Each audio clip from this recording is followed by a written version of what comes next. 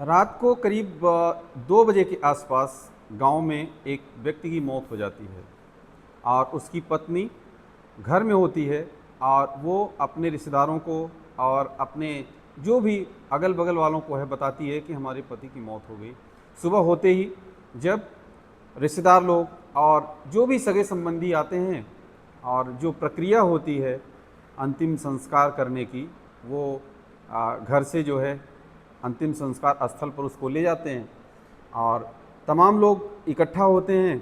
और जब वहाँ पहुँचते हैं तो जब शरीर खोलकर जब चिता पर डेड बॉडी को रख रहे थे, उसी समय देखते हैं कि जो मृत व्यक्ति था उसके गले में कुछ निशान सा था। जैसे ही देखा और कुछ लोगों ने उन लोगों ने दूसरों को बताया। जब दूसरों को बताया तो लोगों ने कानाफूसी किया, आपस में बातचीत किया। फिर लोगों को ये शक हुआ कि इसकी मौत नहीं हुई थी, इसे फांसी लगाकर मारा गया था, यानी इसकी हत्या की गई। अब जो लाश चिता पर जानी थी वो लाश नीचे रख करके पुलिस को बुलाया जाता है।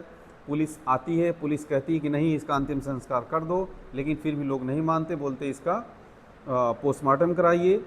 अब जब ये खबर पूरी सोशल मीडिया और बाकी जगह गूंजती है तो लोग आखिर सोचने पर हैरान हो जाते हैं कि आखिर क्या बात थी कि लोगों को पहले कैसे पता नहीं चला, या अगर मौत हुई होती तो लोग बताते, उसकी वाइफ बताती, लेकिन ऐसा नहीं हुआ।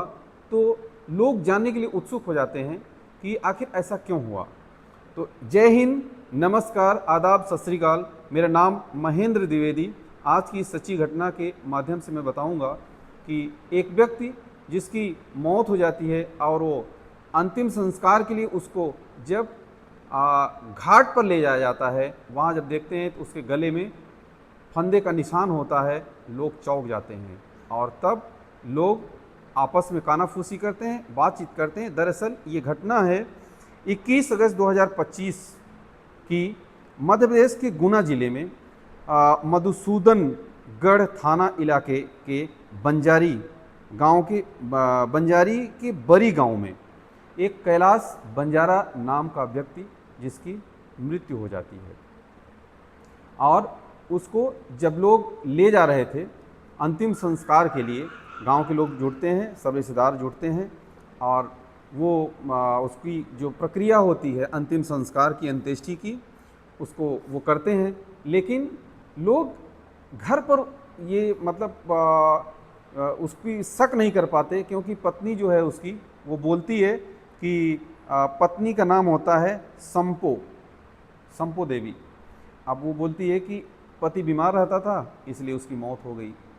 जब इतनी बात लोग सुनते हैं तो किसी को शक नहीं होता और लोग अपनी संवेदनाएं व्यक्त करते हैं और अंत्येष्टि के लिए ले जाते हैं। उसके बाद जब घाट पर पहुंचते हैं तो कुछ लोगों की जब नज़र गले की तरफ जाती है, जब लोग चढ़ा रहे थे उसको, चिता पर चढ़ा रहे थे, तब अचानक से लोगों को दिखता है कि गले में जो है दाग है।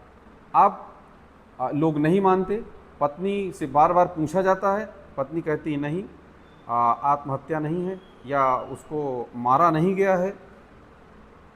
तभी जो है लोग पुलिस को बुलाते हैं, पुलिस आती है, पुलिस देखती है, लेकिन पुलिस मना कर देती है कि नहीं इसका अंतिम संस्कार कर दिया जाए।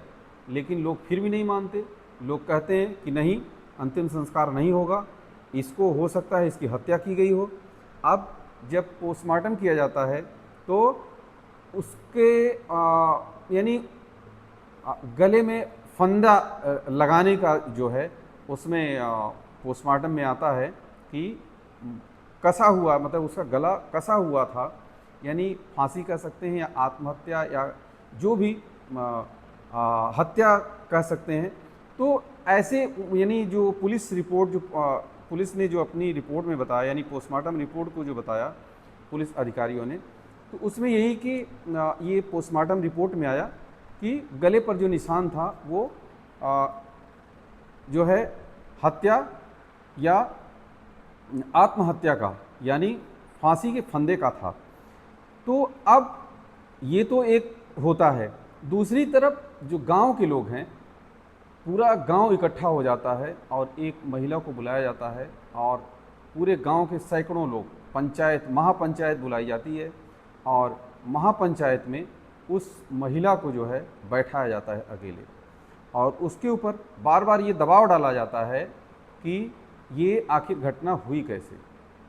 इस घटना के पीछे प्राकृतिक मौत या बीमारी से मौत का कारण नहीं दिख रहा है, इसमें कहीं न कहीं कुछ न कुछ तो दाल में काला है।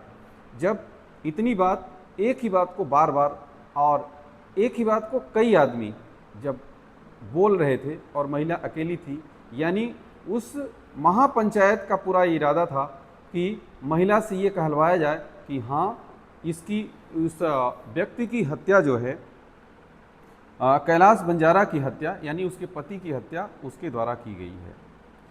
बाद में पता चलता है, रुको,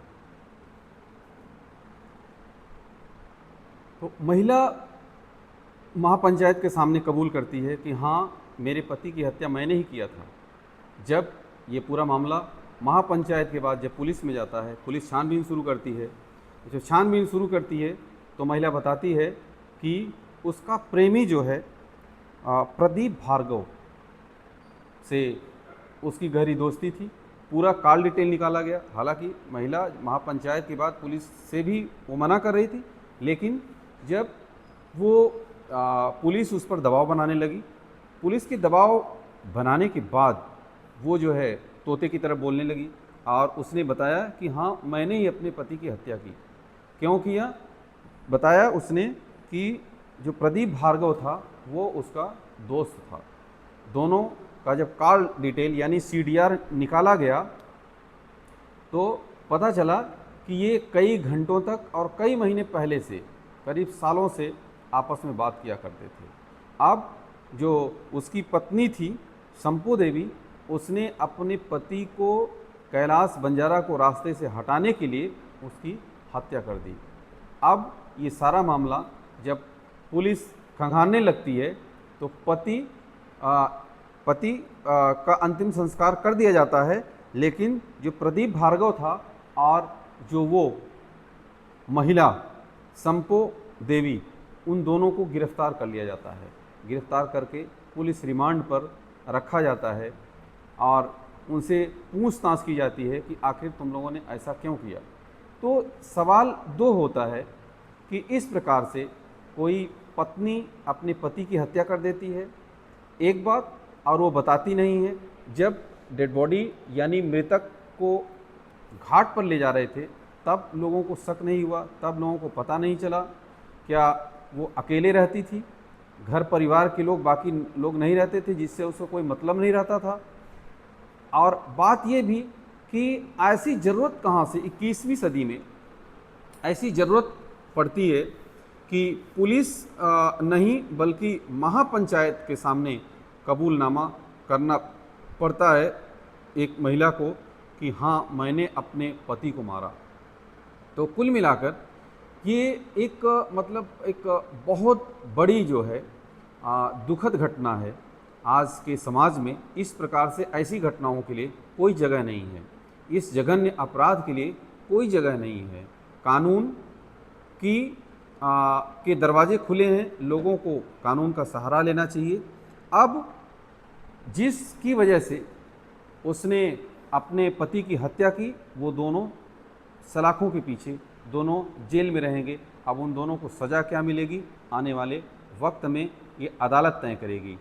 आज की इस सच्ची घटना को सुनाने का मतलब किसी को परेशान करना नहीं, किसी की बेइज्जती करना नहीं, बल्कि लोगों को जागरूक करना और बताना कि इस प्रकार की घटनाओं से बचना है। आप सभी का बहुत बहुत धन्यवाद। जय हिंद।